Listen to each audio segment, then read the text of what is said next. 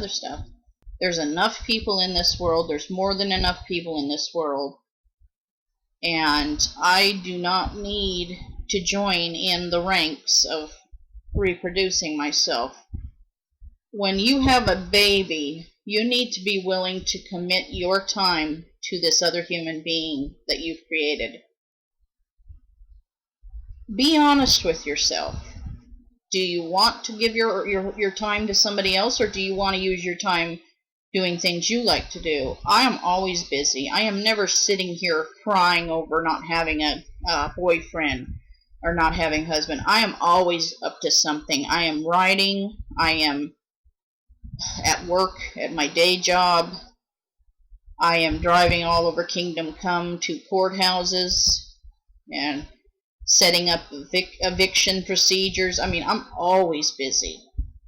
And if I'm not doing real work, I am indulging in makeup, fashion shows, dressing up and going places with friends, going out to eat. I'm always doing something. I am never sitting around saying, I have nothing to do and I don't have a boyfriend. Poor little me. I'm fine. One in every... Okay, this is how the statistics work to my knowledge. I may be wrong. I've been told that 1 in 10 people is gay. So that makes 10% of the population being gay in this world. 1 in every 100 people is asexual. If you get 100 people in a room, I guarantee you, at least one of them is asexual. We don't talk about it a lot. We don't tell people this kind of stuff because we live in a world that is obsessed with sex. I was really, in 2011, that's when I began to think to myself, it's time to research. The internet is a wealth of information. They must have something about people who don't desire sex, people who are quote-unquote asexual. So I discovered the Avon site. I discovered videos on YouTube featuring David J. and other well-known asexuals. I discovered that some of my favorite people in entertainment are asexual. Back in the 80s, when me and my friends were all in school, we were listening to the Smiths and everything, and my friend told me the lead singer of the Smiths, Morrissey, was celibate. And I'm like, okay. And I was pretty, I didn't have a very huge vocabulary in those days, so I said, what's celibacy? And she goes, well, that's when they just don't have sex. It turns out that it's not that he was celibate, it's that he's an asexual.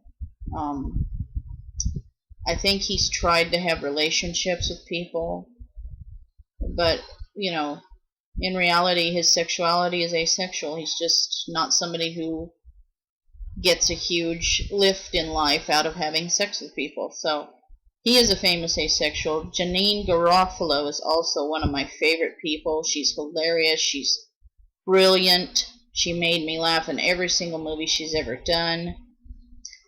Okay. Being genderqueer is a whole separate thing from being asexual. My sexual orientation is asexual. My romantic orientation is probably bi or pan.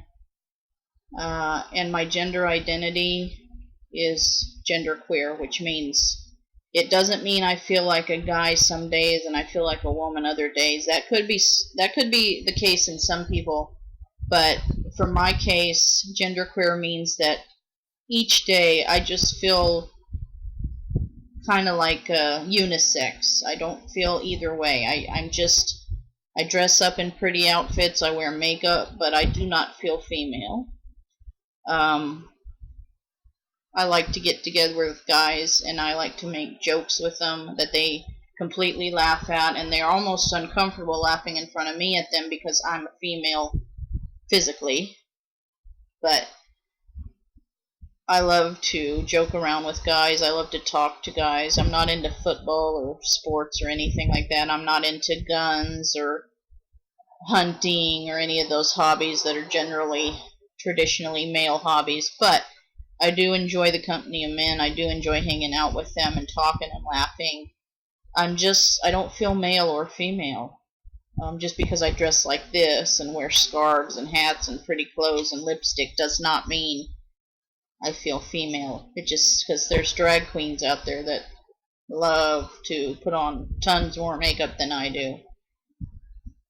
So basically, physically I'm a woman. Mentally I'm neither. Identity-wise, asexuality is my orientation. Gender identity is genderqueer. There are women out there that are completely, they feel like women, they want to be women, they have no interest in any kind of male anything within themselves. There's men out there who are totally male, they feel male, they, want to do male things. They're interested in getting together with the guys and, whistling at the women as they walk by.